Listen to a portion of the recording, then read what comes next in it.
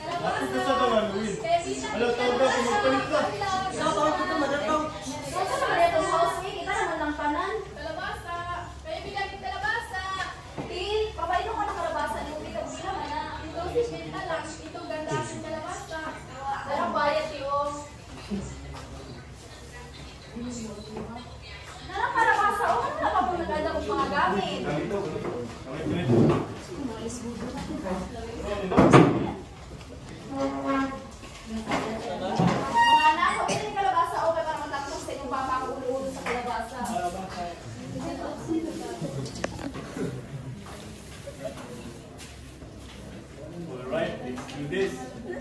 Dapat una, gano'n sa nato ang top parts ng kalabasa.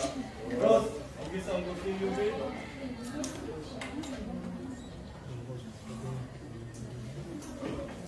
Now, dapat pag-style, be careful lang. This needs precision. Oh my God! This is exciting! It's been years since gumawa tayo ng ganito. Pamangkin, kumuha ka ng malaking tray, we need that for the seeds and pumpkin guts. Si Tita, huwag mo nga akong English eh, pero on it, Tita. Okay! Dapat ang design natin ay unique ha? Parang pang-Instagram worthy ba?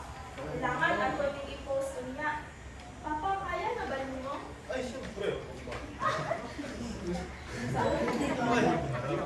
Ay, kaluoy sa kalabasa. Una mo, kalalagan mo kayo lang. Please, kung saan mo ka na. Imong magulang na pahalaan na. Na, pagpasok kung saan dito para ihatag sa iyo kuya para makuskus na ang sulod sa kalabasa. Pagkala ko yun. Okay na ako, bahala.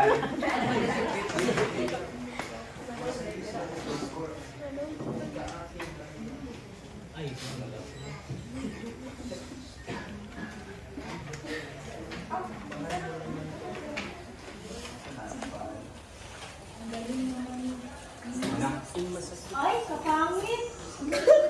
Ay, men, lagi mo nga ng disenyo. Okay, Tita. What do you think, Tita? Triangle eyes with big white smile or something classic? Yes, I think triangle eyes is classic. But also, you need to put a spooky eyebrow for unique. Okay, Tita.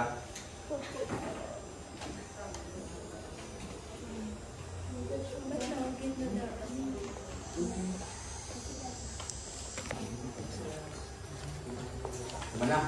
O siya, banatin na para maukit na sa inyong papa ang naong sa kalabasa.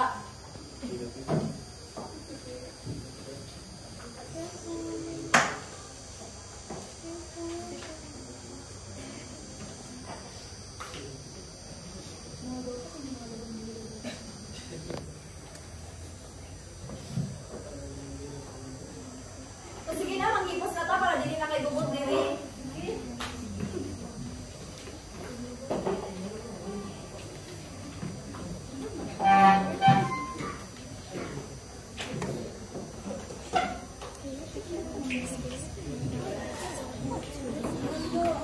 Ano ka na, sana pa, uy. Wala pa kilo. Maria, may kilo eh. Wow, ang ganda. Maganda rin natin yan sa labas para maraming makakita.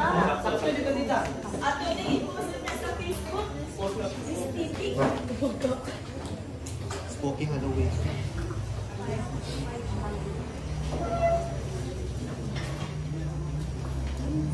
Kunya, kung saan matang kandila?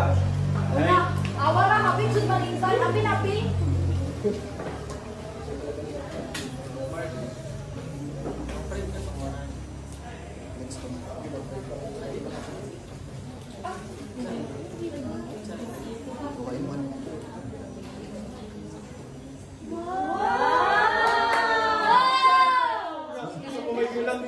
Picture na to.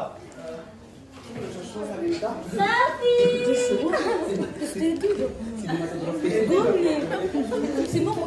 Dito lang ako nagtapos sa aming procedural tungkol sa paggawa ng jack-o'-lantern. Kung inyo mapapansin, ang aming ginamit na variety ng wika ay ecolek kung saan ito ay wika na ginagamit sa bahay. Mapapansin nyo, ginagamit namin ang mudra, papa, at airpod.